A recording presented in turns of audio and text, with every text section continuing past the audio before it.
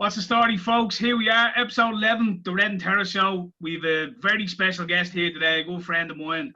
You might remember him from Eurostar or things like that, but at the moment he's a part of what can only be described the traditional Irish version of the Wu-Tang Clan. That'd be the Rising Sons. If you haven't heard them, I encourage you, go check them out. Gigs, everything they do is fucking brilliant. So, George, welcome on the show. George Murphy, it's good to have you. The method man of the Rising Sons, by the way. The method man, that'll be me. Nice one, Brady. Nice one, Reds. I'm delighted to be on with you. You were talking me up like Troy McClure there. You might remember. I remember from such things as. Yeah. Things are going good. It's strange old times we're living in, though, lads, isn't it? Absolutely. Just to let people know out there, George has a new single coming. We were privy to an early listen to it. It's called Dublin Inspiration, I think. That's the name of it, yeah. Man, I have to say, absolutely fucking brilliant. What did I describe it as earlier? It was like a geographical walk down Dublin's memory lane or something, the traditional Dublin memory. It's fucking brilliant now, I have to say. Really thanks very much. Yeah, I mean, it's a weird one, Brady.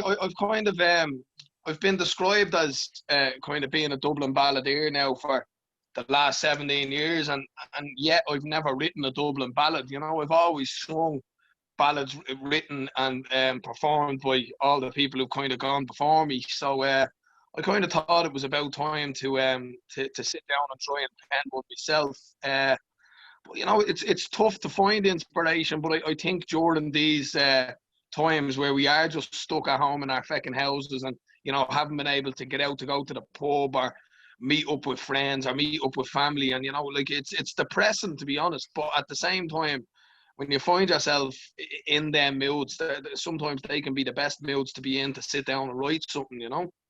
It's hard to find that sort of time, isn't it? When you're fucking engaged in everyday life. So as a musician, I find the best time to write is when you're pissed off or when you're depressed. And I suppose over the last few months, like, other than worrying about Liverpool winning the Premier League, you know. Don't go there, will you? That's the sort of spot for me. Yeah. So, like I said, it was great to have a listen to that song. When's the single coming out?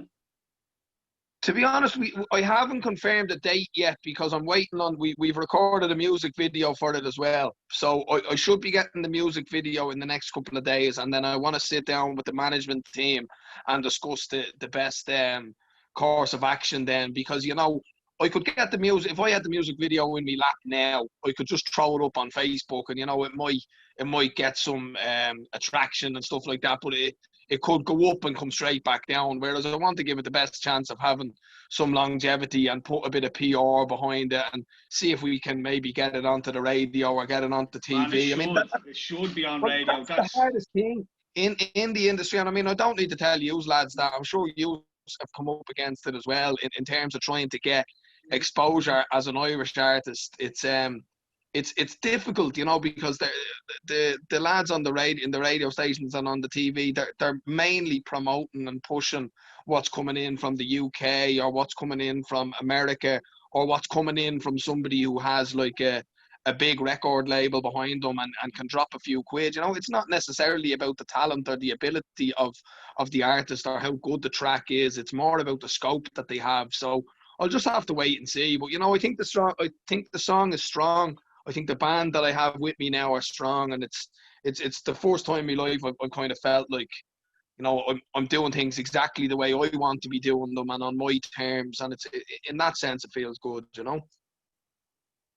Yeah, I remember, George, you dropped into us in the studio we have there, and we were kind of chatting, and I remember you saying to me, you were telling me about what had happened in London or whatever, and going over there, and how you kind of got pegged into a certain genre of music, and you were kind of, I could see you just wanted to find your own feet. You wanted to find your own sound or style. And when you started the Rising Sons, I have to say, man, I was on board right at the start. It was like, that's fucking brilliant. It's a great idea. Like lads just turning up and fucking jumping in and adding their bits, and it became something kind of what seemed to be just lads getting together for a fucking sing along became something a lot bigger, you know.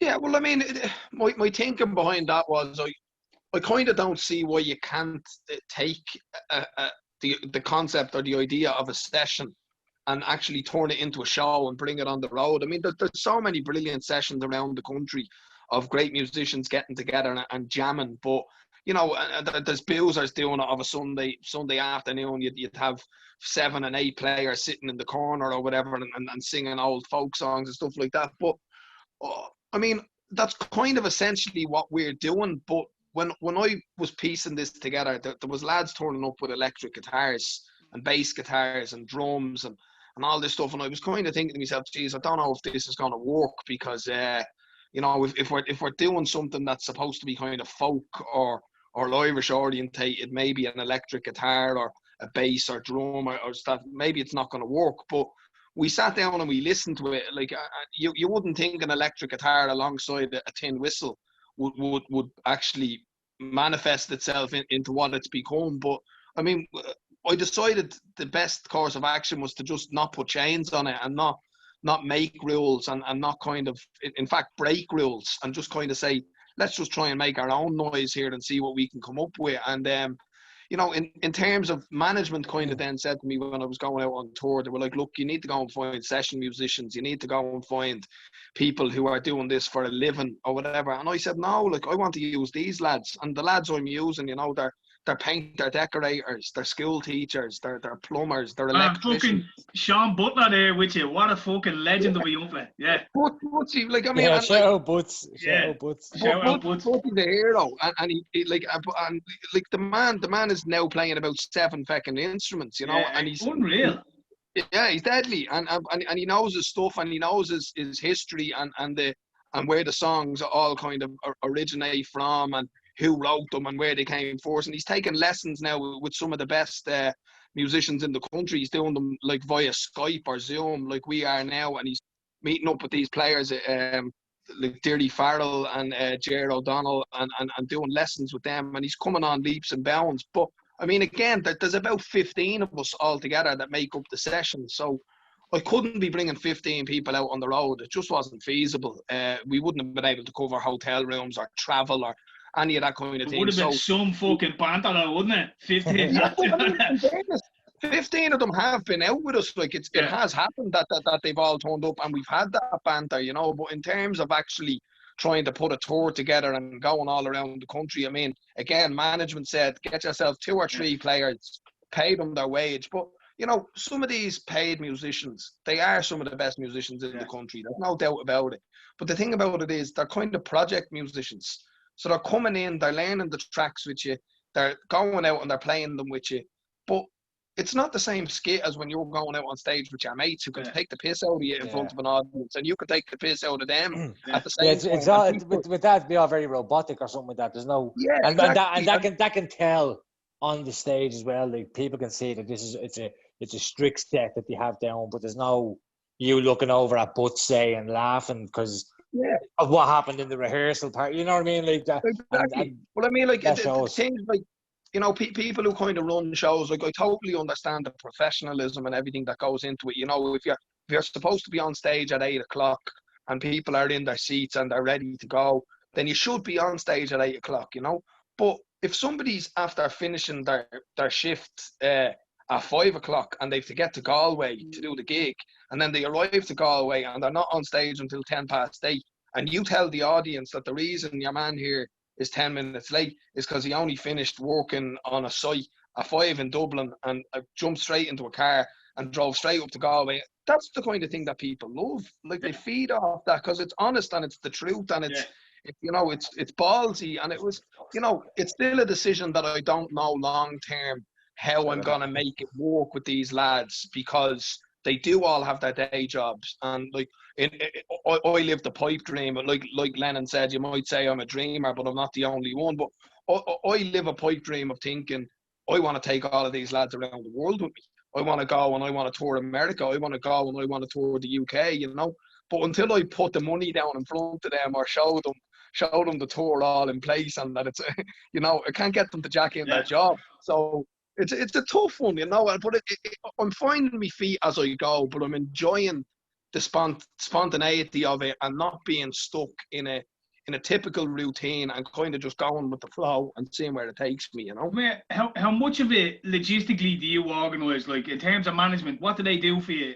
I know we can get into how things have changed now under the current circumstances and all, but like before all this, logistically, this is your baby, isn't it? So you're fucking pretty much. No, I pretty much, without trying to say that I do everything, I'm kind of the management side of things have kind of told me that in terms of musicality, I'm 100% in charge of that end of things. They're representing it in terms of, you know, running ad campaigns, putting posters up around, trying to get PR, trying to get me on TV, trying to get me on radio, trying to get me as much exposure as possible, booking the gigs for me, booking the venues, helping me get the hotels and all sorted. But in terms of the band, who's in the band, the songs that are written, the songs that are selected, how we're going to travel, when we're going to travel, all that end of things, I sort all of that out, you know. And it's a headache at times,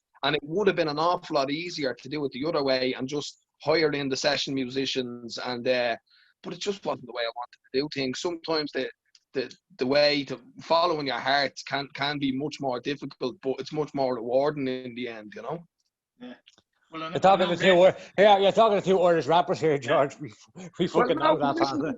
No, 100%, Roger. But like, I was saying to Brady there before, you were on. You know, I was talking to my girlfriend, and she was saying who you're doing the podcast with tonight. So I pulled up a few videos of the Class A's, you know, and it's mad. Like the videos you would have there now would have like 10, 20, 30, 40 times more views than anything I've ever put out, you know what I mean? So like you'd wonder why the market for that isn't better, considering the amount of people who are actually tuning in to what it is you have released and stuff like that.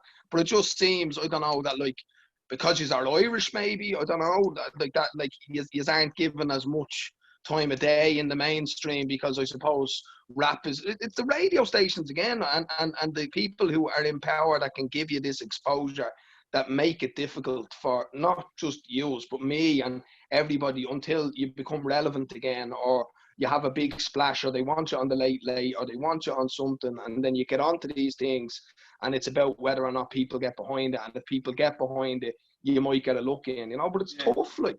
It's not about Tera, what did we when we sent in Here I Am, the track we made, and it's actually about not getting on the radio, and what they said to us was, we wish another Irish band could make music like this. I mean, so we were like, oh, does that mean you're going to play it? And they were like, no. Look, Neddy and all that, cool, like the original Real Boys, so their management is basically what, MCD or something, wasn't it? So like they had the ins. It was like what you said earlier. It's not whether it's about how good the tunes are, or good the music, or the package, or the branding is. Sometimes it's about just who you're connected with, and if they're putting money into it, they're going to see something on the other end of it. And we had a situation with some of our music. I remember even the Lifeboat tune, and it was playlisted in a lot of radio stations, but some of them were like, yeah, we like it, but it's just not really it, you know. And it's almost like you get a token play because you're Irish, but that's it. They won't support you. They won't back it up. They won't get, you know, they won't play it every day and promote you and say, geez, we love this. This is Irish music. We can get behind it. We're in a position to help our own people out. They're just like, oh, there's so and so from the Class A's, brilliant tune. Right, next we have Rihanna, and like, yeah, exactly. And then you get that one spin, and you know, even if the people in the station thought like, Jesus, that was class, and even if they wanted to play it again the following day or put it onto their set list to have it played on a daily or weekly basis or whatever, it doesn't happen. You get that one spin because like you've nearly paid for it. Your PR company or whoever it is has gone in and sorted it out for you, that it's done, because they're told what to do. It's all robotic. It's all, you know, whatever comes in from America, be it, like you said, Rihanna or Beyonce or Coldplay or whoever it is, they're always going to take priority. And it's a shame, because there's so much great talent in Ireland that isn't getting the attention it deserves. I mean, some of these great bands that we see in Ireland that are getting attention, they're only getting the attention because they made it elsewhere first. Yeah. They went over and got a hit in the UK, or they went over and got a hit in the States, and that's why they were given an opportunity then. It's like they're given approval, aren't they? Yeah, they're given approval from elsewhere. Like. Exactly. 100%. I mean, even Aslan have difficulty now getting played on the radio, which is an absolute disgrace. You know what I mean? It's a disgrace that like a band as good as Aslan can't get the airplay they deserve. You know? Yeah, that's kind of why I like what you are doing in terms of you do the live sessions, you do Facebook videos. I know over the lockdown and stuff like that, you were getting together on the road, doing your social distance or whatever bollocks you had to do, but you were doing live sessions and stuff like that. And I think people enjoy that, and you kind of become your own promoter, your own platform. You don't rely on someone for it then, you know? No, exactly, 100%. I mean, people see the honesty behind it as well. You know, it's just at the end of the day, man. Like all the people that I play with, I mean, I would describe them as being working class heroes. Like they're just getting up every day, going to work, doing their thing, coming home. They like to have a few pints, sing a few tunes, hang out with a few mates, have a bit of crack. But the fact that, you know, I maybe have a bit of a platform, because I don't have a big platform, but I have maybe a little bit of a platform that I can take that from the pubs and the whatever, and take it to a venue, to a theatre or to a crowd, and have people buy tickets or make it into an album and make it into a single. And, you know, I think for me, it is a bit of a throwback to the way, you know, the Dubliners or stuff like that might have started out. Like these lads just used to meet in O'Donoghue's and have a few pints of a Sunday afternoon and get their instruments out and sing a few songs. Like they never, I don't think they ever set out to become what they became. But because people seen how honest it was, how Irish it was, they responded to it and they wanted to come and see them, and their profile just took off. I mean, there's nothing to say that can't happen for us, and that's what I'm striving to and hoping for. But, you know, it remains to be seen. We were riding the crest of a wave. Things were going really well. Our first tour went really well, and we were booking dates in Europe, booking dates in America, booking dates in the UK, and then bang, coronavirus hits and nobody's doing fecking anything. You know what I mean? You actually told me about that. You had the tour in Europe and everything organised for coming up to Christmas, kind of. Yeah, no, look, when I say a tour, it wasn't like we were doing 25, 30 dates all over Europe, but there was a couple of dates in Holland, there was a couple of dates in Germany. Norway had been on to us about doing a few gigs. I mean, it's mad. Like you look at Germany, for example, like the likes of the Dubliners and that kind of folk music, they're treated like the Rolling Stones over there. Yeah, you know what I mean? So yeah. If you can get in on that circuit, you know, and phone keeps ringing here. I'm hanging over it again. But yeah, if you can get in with these people, and the lad's calling you for the points, Eddie. I think that's what it is, yeah. You have the table book for the Giljans, what? Yeah, and that ridiculous as well. It's you have to silly, isn't it? You have to order a bowl of chicken wings or something just to have a pint. Like, here, have you seen the new one, right? For the wet pubs. Hate that word, by the way, just pubs. But yeah, so when the pubs open on the 24th, right? They're saying the telly can't be loud. So the telly has to be low. No music. And it's because if people have to speak louder, they've more chance of spreading the virus. So now there's no live music and no loud TV. Will you ring Go and tell him I'm on a podcast? Or ring Maria? Ring Maria. Jesus. Sorry about that, lads. Yeah, no, it's a joke though, isn't it? Yeah, and come here, and for you, George, obviously, your fucking livelihood is in the pub scene, hotels, bars, clubs, playing fucking gigging. I'm sure you, at one stage, you'd be gigging 4 or 5 times in a weekend or something. So that's basically... definitely. That's end of things gone. Like, what the fuck? What do you do? Well, I'll be honest with you, the new plan, like, basically that first tour that we done, the sound engineer has mixed an album for us, and it sounds fucking great, man. Like, I'm delighted with it. And So I want to put that out there basically, and your typical idea would be that you just do a launch, pick a venue somewhere, try and sell 300 or 400 tickets, and go and do the gig. But obviously that's not an option at the moment. So everything seems to be geared towards online gigs. So in order to do an online gig, you have to hire in a proper camera crew, a lighting crew, hire the venue, hire a sound engineer, and then sell the tickets for online. But the problem with that is, I mean, honestly, I've looked into it. You're talking the guts of $5,000 to do it properly, right? To get like a proper camera crew in, a lighting crew, all that kind of thing, and to do it right, and then to have it aired live on, say, I don't know, Facebook or whatever it is, and whatever platform, yeah, whatever platform you choose, But the problem I find is, while it might work, and while somebody in America could buy a ticket and watch the show, somebody in Australia could buy a ticket, I don't know, as a music lover myself, if I would buy a ticket to watch somebody on a computer screen. You know what I mean? It's one thing when you're buying a ticket and you get to physically go and sit in the room and look up at one of your favorite artists physically in front of you on the stage. But it's another thing to buy a ticket to watch them on your couch on a computer screen. And my missus does that. She did. Darren McKennedy, she paid like 15 quid to watch him on YouTube. But do you not think that's mad though? Oh, I do, yeah. But the thing is, there is enough people out there that that'll do it. Yeah, if you did it, you might. It's not as enjoyable as the performer or whatever that, or even as me. I mean, I sat there and watched one, like, because I've heard the songs on the radio, so I'm like, there's no difference. There's no like, and obviously because. Yeah, for argument's sake, say like Jules Holland and those sort of shows that do play live music, and people you would sit at home and watch that show, you'll watch that live performance. Like, is it not something similar to that? You don't have to pay for it.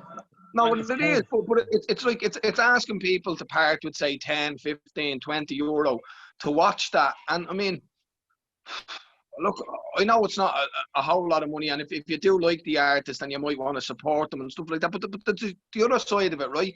Let's say there's 5 or 6 people that I know that always come to see me. Let's say it's a family of people, right? And the mad sisters, brothers, let's say they all come to see the show I'm playing. I'm thinking in my head, I go online and I do this online gig. Them six people are all going to buy a ticket. But that's one ticket. Yeah. It's not 60. If they're all sitting in a house together, and they're all going to pay for the one computer screen, like, they're not going. You're not generating 6 sales there. You're generating one sale. Yeah. You know what I mean? And then they might invite their friends over, and so instead of selling what you think is going to be 20 or 30 tickets, you're actually only selling 2 or 3 tickets, and you're putting $5,000 into making it all. And then, if you're doing a tenner a ticket, you need to sell 500 tickets just to cut even. Now, 500, when you consider that it's worldwide, doesn't seem like that much. But at the same time, if it's not one individual person and it's 5 or 6 or 7 people sitting around watching the one screen, then all of a sudden it's really 3,000 or whatever amount of people that you need to be reaching. And the likelihood is there 3,000 people out there that want to buy tickets to watch a band on a computer screen? And I know I certainly don't. I mean, I'm not saying I won't. Like, Christy Moore is on in a couple of weeks' time. I might pay for the ticket just to give it a watch and see what it's all about, but it's more out of curiosity than it is out of, oh, Jesus, I can't miss this show. Whereas if somebody was playing in Vicar Street next week and I wanted to go and see them, be like, jeez, I have to get a ticket for that. I can't miss that. I have to be there. But don't know if I feel that way about seeing someone on a computer screen. It's the pay-per-view model, isn't it? I've seen it done with battles and shit. You'd know that, Red, wouldn't you? They do it with battles, but I don't know how successful it is. Yeah, you're probably right. Like, it's a cuntish situation. In the battle, as far as battles go, in the big league, in the URL, like the New York American biggest league in the world, they're making hundreds of thousands off it. Yeah, just from battle rap, like, you know what I mean? Because, but again, now with that, you're getting a whole list of fucking, like, so for that PPV, you're probably getting like 10 battles. Yeah, so it's a whole night. It's then, like 4 hours entertainment. Here's another thing, Red. Let's say, look, you pay for the subscription and you get sent the link, right? what's the link to the show? What's to stop you lifting that link, copy and pasting it, and sending it on to Brady or sending it on to me? Or so like I don't know. You wouldn't be able to do that because I said it to her, and about the Dermot Kennedy one, and she goes, "I know there's some security on it. It's a special link that's kind of like it's designated to you. So when you actually think if you click on it and say you go, John, I'm actually going to watch this in the sitting room, and you click over and try to log into it on your telly set, I don't think you can. I think it'll only work on that one device. It's a one-time only thing. I think the way that's what she was saying. No, I wasn't trying to steal her off. Even that end of things, that obviously a cost comes with that as well. Like you'd have to hire in whoever the security people are for making them subscriptions and making. No, I think that comes with it. I think like that's the setup with through the YouTube is that they do it all. You kind of get it. It's part of the package. As far again, I'm assuming this because I don't reckon that like say Dermot Kennedy, they all got onto like fucking my brother who's an IT whiz saying right we need you to crack codes. I think that's kind of done beforehand and it comes with wherever you're paying them initially like. It's a kind of one link thing. But even still. It's not attractive. I know I certainly like when she was watching it. Firstly, I really reconsidered the relationship, and secondly, I just kicked her into the bedroom. She watched it there, and I watched the telly here. Like it was like I'm no interest in it whatsoever. Like it's bizarre to pay. Well, that's to it. watch. I mean, and then there's the side of you that's because I kind of want to do this because I just want to be active and seem to be doing something. I don't want to be sitting around twiddling my thumbs. But it's this idea of investing money into a project that. You know, you probably wouldn't pay for to see yourself. So it's hard to kind of be invested in it and have your heart in the project that you're jumping onto. But it's just it seems to be the fucking way of the world at the moment. And then there's the other side of it of you could invest in it and you could put everything into it, and then all of a sudden in 2 months' time the government could turn around and say venues are opened again. Like no lockdown, none of this, everything back to normal, and you're after spending money then to do something that's only kind of necessary while we're stuck in this fucking rut. And that's if the the problem, isn't it? Without any clear guidance on, timelines, the plan, the reopening, without any sort of clear guidance, how the fuck do you plan? Is it going to be Christmas? Is it going to be? No, here. Did you see what that I can't remember her name, the female politician, and she's basically asked about musicians and because there is some really big artists that are suffering, and she was like, they have to go and re-educate themselves or retrain. That's what I was going to ask you, George. What do you feel about that? Like you've spent your whole life. He's going to ring up one of the Rising Sons. Hey, you're a carpenter. Any bleeding apprenticeship? I put a rant up about it when I heard what she said, right? And it's one of the posts that got the most fucking. And I didn't even realise it would. I was just ranting, but it got the most comments and likes and shares of anything I've put up in a long time. Because I basically just said I finished school when I was 17. I got a record deal pretty much immediately. I got lucky. I took part on a reality TV show as soon as I finished school, and I got offered a record deal. And from that day to this, all I've been doing is playing music. So it's 17 years later. At the start, I couldn't play an instrument. I've had to teach myself how to play instruments. I couldn't write songs. I've had to try and learn the craft of songwriting and getting better all the time in terms of being able to play or write or perform or whatever it is. And that's all I've been doing for 17 years. And now at 34 years of age, having never really worked in any other kind of job or industry in my life, I'm supposed to just down tools and find something else to do. Like that's fucking ridiculous. It's ridiculous. That's ridiculous. But it's so classist as well, isn't it? Fucking stack themselves, you know what I mean? Yeah. It's so classist, you know. Because it's like, well, then they can just get another job. It's like, but you don't understand, like, how important music is. A, for the artist, and B, for the general. Like, if we didn't have music to listen to, like, the endorphins it releases, it makes us happy, it makes us sad, it makes us think, it makes us wonder. You know what I mean? It does. Music has all this, so it's a tool for everybody to utilize, be it artist or listener. So to turn around and say, like, they re-educate themselves, and what? There's no music anymore.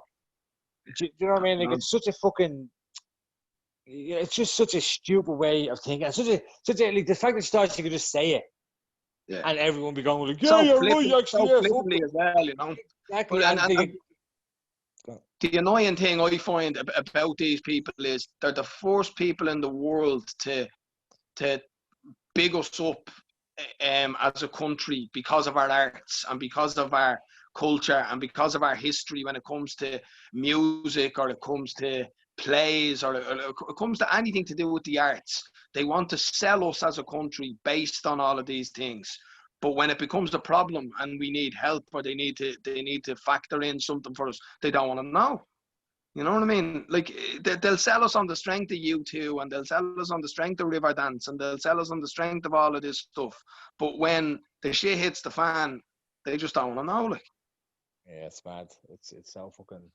The fuckery is unreal. It's that sort of thing. It's that, like, I was talking to a young fella today who he's going back to college and all, and he's in his last year of business, and they're saying to him, right, you have to go out and get work experience this year, and it has to be in the tourism industry. And he's looking at them going, tourism industry? What fucking tourism industry? There's nothing there. And no, well, that's what we decided it was going to be coming into this year. So you have this sort of snobbish attitude from people. It's kind of like, well, their lives haven't been affected, so it's just business as usual, but you're not allowed to do anything. So you have people who have literally shut down the entertainment industry. Like, what's the point living in a world like this? There's literally no joy to be had from it. Over fucking, over a virus that, whether you believe it's fucking as bad as it is or isn't, is irrelevant. You're not allowed to have any enjoyment, but they're still out at their little golf deals and, you know what I mean? Like, it's just this snobbish attitude, like. Well, that's what I mean. Like, two of the lads that are in the band with me now, that they're school teachers, and it's like, yeah, back to work, which is their lads into classrooms with 30 pupils, one of which or two of which or 10 of which might have the virus. We don't know, but let's roll the dice on it anyway and see how things are and do that 5 days of the week. Oh, but when you come home, make sure you don't have more than 5 people in your gaff.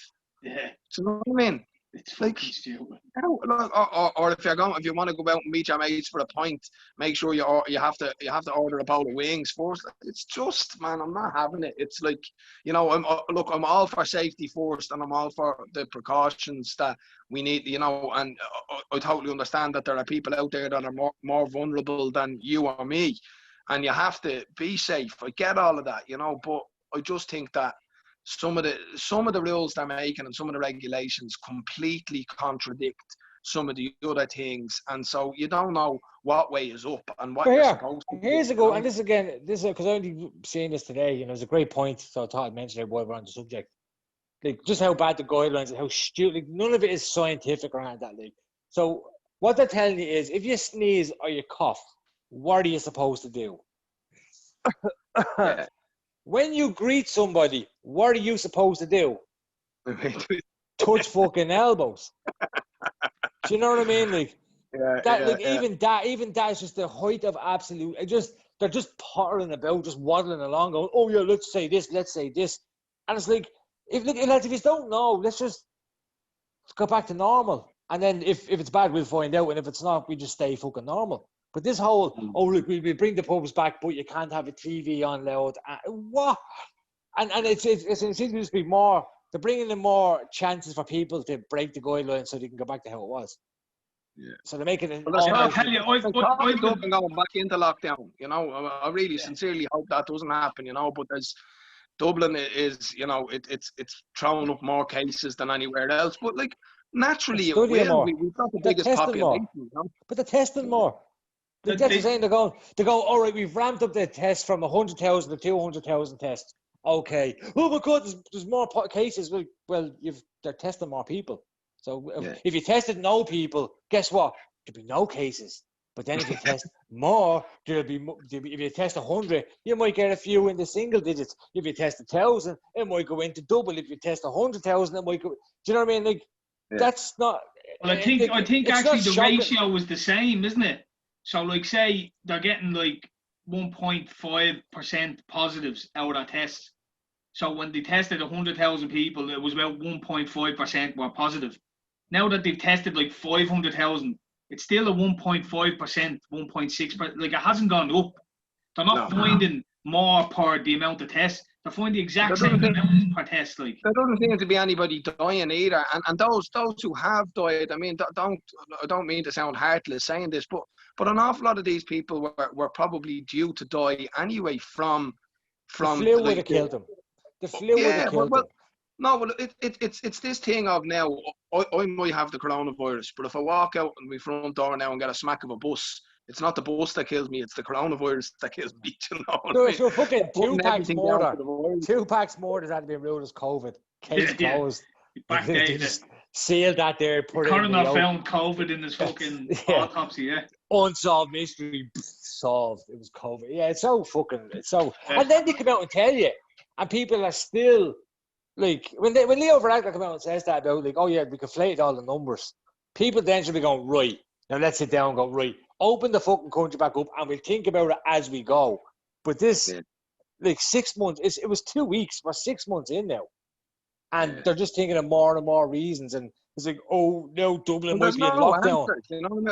I think that's the scariest thing about it is that, you know, we're 6 months down the line now, and we're no further along in terms of knowing what we're supposed to do about it. You know what I mean? Like when you go into lockdown and all the cases drop, fair enough. But like, you know, it's only lying dormant at that stage.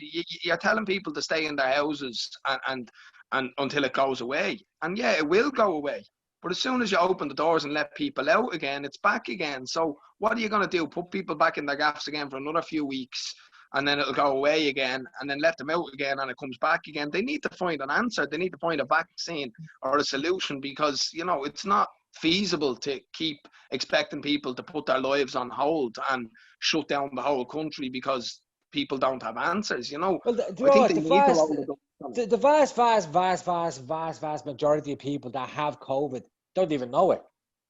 They don't even know it. They don't even know they have it. So if it's, and again, people say, oh, it's not a deadly virus, whatever. I mean, first of all, I'm not buying the whole granny thing, right? Because if they cared about the granny, they wouldn't have left the nursing homes to fucking sink right at the very start.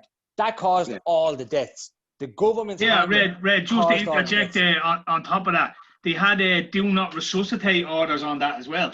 Exactly. But now we're supposed to believe that they somehow cared about the old elderly. And now we all have to suffer.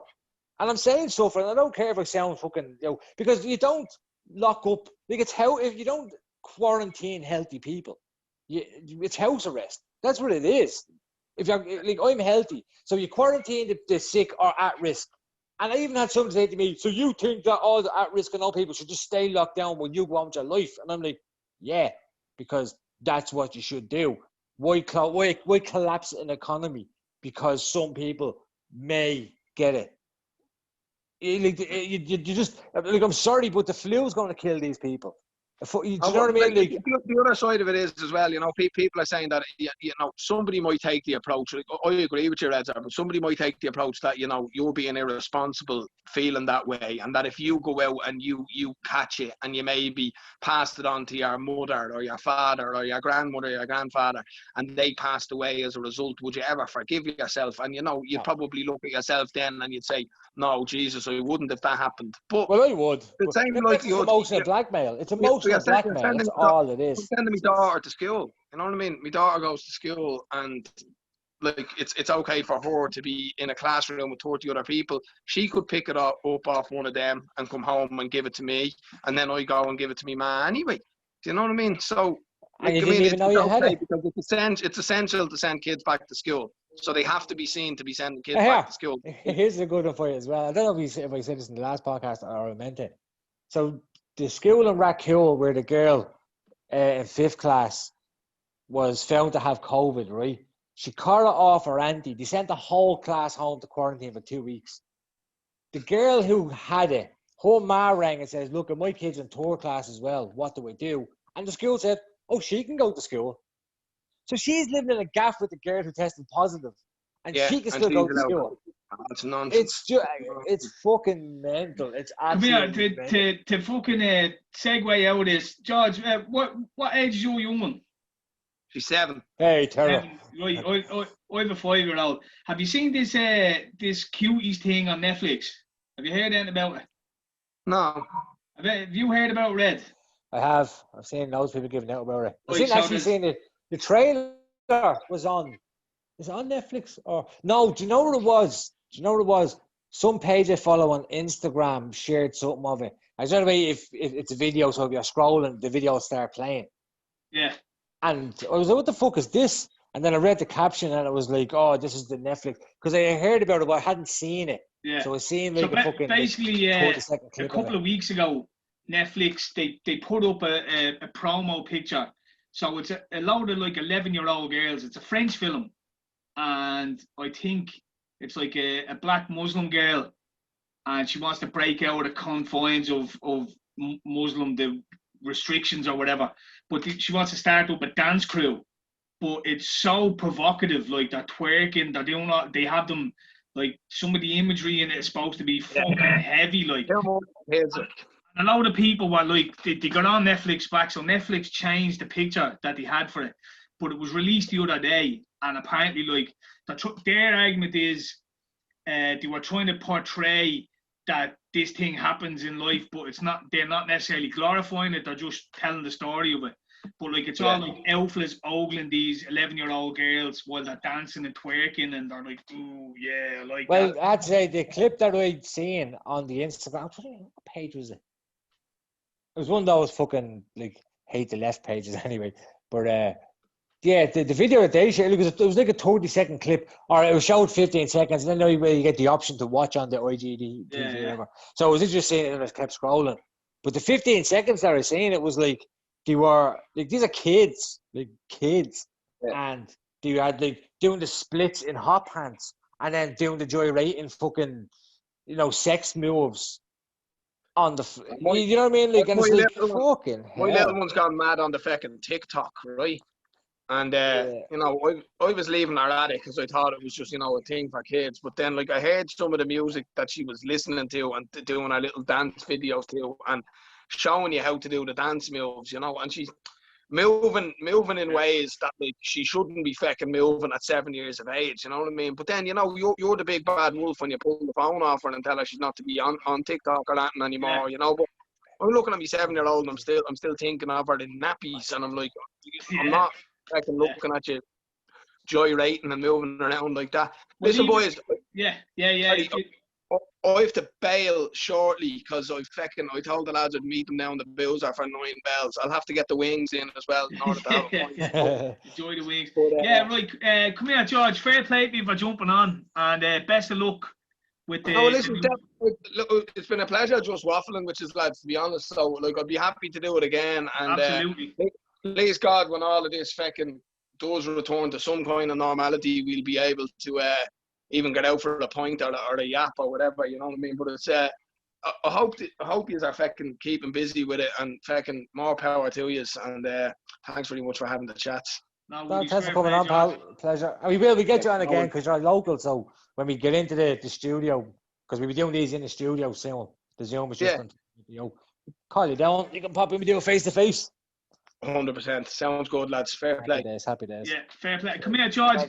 Will you remember, send us on any links or anything like that, and we'll slap them in the description for people to go and check it out and all that, yeah? Absolutely will do. I don't, in terms of the single and some of the new stuff that's coming out, I wouldn't have any of that stuff just yet. But just your Facebook and everything, Yeah, bang on that stuff anyway. Listen, Brady, thank you very much. Reds fair play. George, pleasure, pal. Have a good one. Chat to you later. Enjoy your wings. Cheers. All right, that was George Murphy. For any of you that don't know him, he's a fucking legend. Go and check out some of his tunes. All the trad stuff, you'll find him doing fucking any number of bleeding covers and stuff like that. But his own music is very good as well. Like so, yeah, that was George. Fair play for George for coming on. So Red, how's things? Life is shit, man. I'm not gonna lie. As I said, having the Mondiest Friday ever. Yeah, how was it? One of those days, yeah? Straight up whack. I was late for everything. And I hate being late. One thing people always tell you about me is that I'm never late for anything, and I was fucking late for absolutely everything. I'll tell you, Red does come to the studio and be parked, ready to go for when he's bouncing. Like I'll just pull up outside, whatever, pull in, boom, gone. Red's turned around, he's fucking set. As soon as he jumps in that car, he's gone. He's always thinking about his exit strategy. I am. I always have, because I always have shit to do. I'm just a busy man, you know what I mean? So I always have shit to do. Right? No, I just had one of those days. Like I done like fucking 12 and a half hours on work, and then I had to collect that little bollocks there. You've probably seen him pop his head in once or twice. Yeah, seen old Jackie boy. Yeah, that's then. So I had to collect him, and I barely like fucking. Is he shaving and all? Is he? I thought I seen a bit of a fucking shadow. Yeah. That's the same. He's in there looking for tattoos for his birthday. Yeah, so then I had to grab him, and then I would have managed to catch him just before the fucking crash. Basically, just send him out into the streets, like, and then got him, and then like, again, this is all in fucking like rush hour traffic. Finally got home then about 6:25. Then I had to give him his dinner. I had to have dinner. So this was scheduled. This thing has been scheduled for 8:00, and I'm going right. That's grand now. Oh, plenty of time now. 7:25. Dinner finished. Like fuck, I had to get him into bed so that I could do this. I don't know. Like, my young ones will be up till fucking 10:30, 11 o'clock at night. Like, I don't know how you get him to bed so early. Yeah, no, he's jealous. You know what? 9 times out of 10, he's grand. Like, he should normally be asleep at this time, but because I says to him, right, there's Mr. Bean. Watch that. That is in the next room, and I'll be in shortly. But you can't come in and annoy me because I'm making a phone call. And he's like, all right, Dad. And as soon as I walked out, I was like, he's gonna be in the next 5 fucking minutes. And he's wide awake. Like, he's still awake now. Like, so, like, I have to go in now. And actually, no, I might let him stay up. Actually, fuck it, because I could do rely on. So I reckon if he can go to sleep at like 10:30, 11, he'll wake up late. Therefore, I get to wake up late. Never happens. I know. And you know, his own's gonna fucking see this and be like, I knew he was up late. We knew. It's just this once. No, it's just this once where we're generally regimental with it, like, you know what I mean? Because we have a good system going. He's usually in bed for 7:30, well asleep for 8 o'clock, like, since he's a baby. So, like, he's gonna be doing that until he's fucking 50. To be honest with you, like, it's so handy. But, well, come here, because we were chatting about it. What do you make of the whole Cuties thing anyway, to kind of finish the point? Yeah, it was like, because again, like, I've seen people, but you know what I mean? Because like the internet is so mental that you don't know if stuff is true, you don't know if it's false. Because when I read somebody talking about it, I think it was like 2 weeks ago or something, I was just kind of going like, well, this is just a part of the whole fucking Hollywood pedophile thing, and you know, it's just like it'll never come out, and you know what I mean? Like, it's just all these people peddling these conspiracy theories. But then I seen somebody, as you're saying, a bit later, shared a picture of it, and then I was looking going, all right, well, I'm sure they're kind of over exaggerating in it. That it's probably just like a coming of age teenage thing that like fucking, I don't know, name one of them Nickelodeon sort of. Funnily enough, that's the description on it, you know, a coming of age fucking, you know what I mean? But that's what I'm saying. So I was thinking, well, maybe that's what it is, and it's all very innocent, and everyone is kind of just, you know, solely because of the age that they're all going, oh my God, these girls, and even if it was twerking videos, it would be all kind of, it wouldn't show that, and it would be implied or something, you know, that sort of way. But no, it was proper fucking like on the stage, stripper girl dancing. That's the only way I could describe it. Such an old man. No, but those girls are like stripper girls. They go into a strip club and all, and like supposedly they're looking at a phone of girls dancing, and in it the girls are topless, and you know what I mean? Like, it's just so wrong. It's just wrong. You don't need to tell that story. Doesn't need telling. You know what I mean? Nobody needs to see that story unless that's been made for dirty old pedos who want to fucking watch 10 and 11-year-old girls twerk and fucking that. You know what I mean? Like, there's no other possible reason for you to tell that story. It's not a movie for kids. Like, that's the thing. Do you reckon kids would, from what I've seen, right? From the 15 seconds Insta fucking, or however, 7 seconds, 8 seconds clip that it wasn't for kids. It wasn't made, that part anyway. Because again, I'm literally going to generalize the whole movie into like 7 second clip. Yeah, I know everything that happened in this 10 seconds of the movie. No, but just from that alone, it's very even the way it's shot. Do you know what I mean? It's done in a seductive manner or whatever. It's very sexual. Yeah, it's a lot more sexual than, like, as I was saying, when I first like heard Cuties and all, even with the name of it, I thought it was going to be like one of those Hannah Montana. Is that what it's called? Hannah Montana, or one of them styly kind of fucking things, and people kind of read the description and went ham on it. and then seeing the actual fucking flyer and went ham on it. And I was still thinking, oh, well, look, it's clearly not that.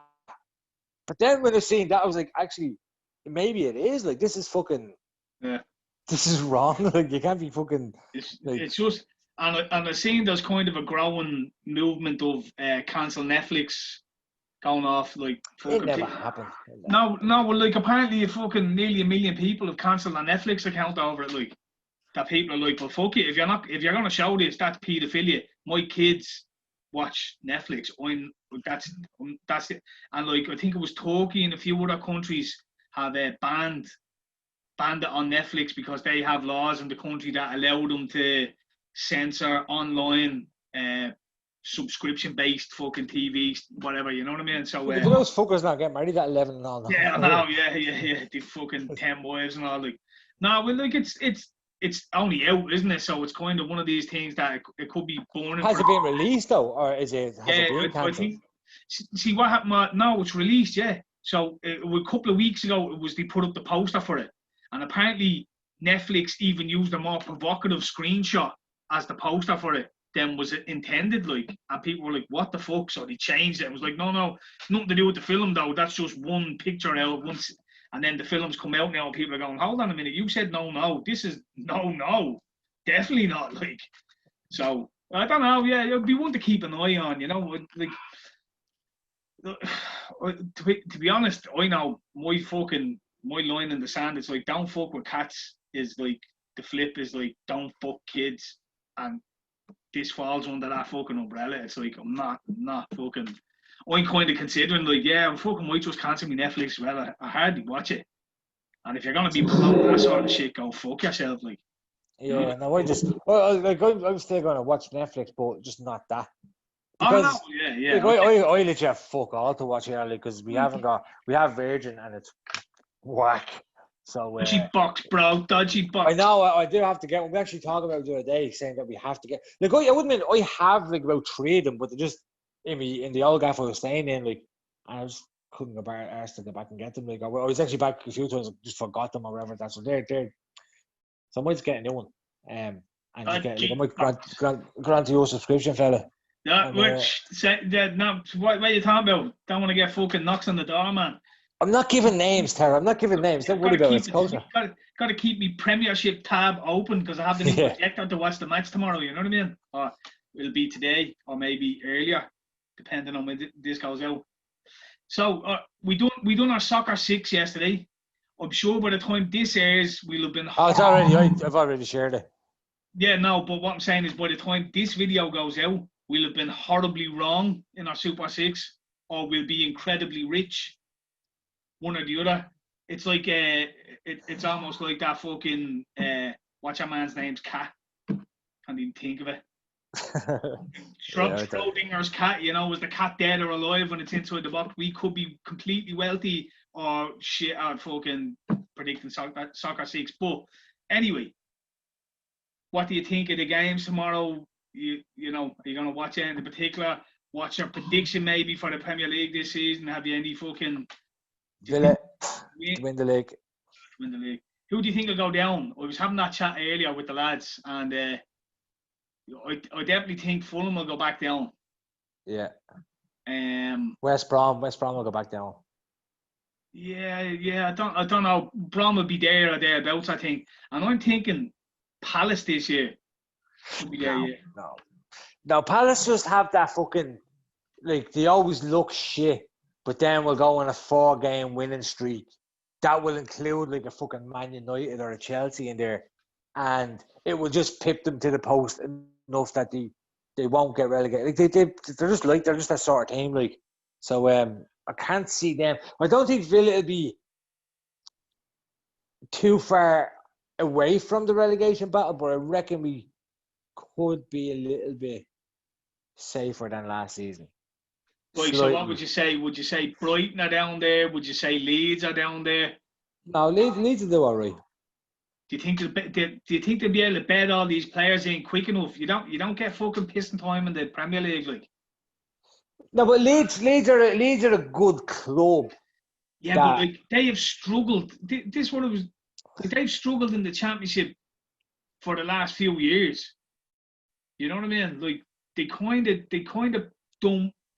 They continued this year in the vein that they usually start most years and then completely fall off a cliff. Like, Yeah. so, you know, and can Yeah, no, but I don't think they'll. Again, of the three that got promoted, I reckon Leeds has the best chance of staying up. However, they will be down there. They will be down there. Like they'll be, like, it'll be probably the usual. Like we'll be in there. I reckon West Ham are going to struggle this season. The two we mentioned, Fulham and West Brom, Brighton. Who else? Maybe Palace will be in there, but again, I reckon they're like Newcastle. Like they're fucking every year they're threatening to. Again, they just couldn't have a little part where you get 4 or 5 decent results that just that's just a bit better than the Villas and the fucking. You know what I mean? Like so. Yeah, I don't know. It's hard. It's a hard one to call, but I probably would go Brighton, Fulham, and West Brom. Right. Because Brighton have kind of wrote the look for the last couple of seasons. Yeah. It's not going to last too much longer. Like. And what about to win the league and top 4, say? I think City will win the league. Yeah, I would agree with that. Right, because like last season was a bit of an anomaly for them. They played a lot worse than.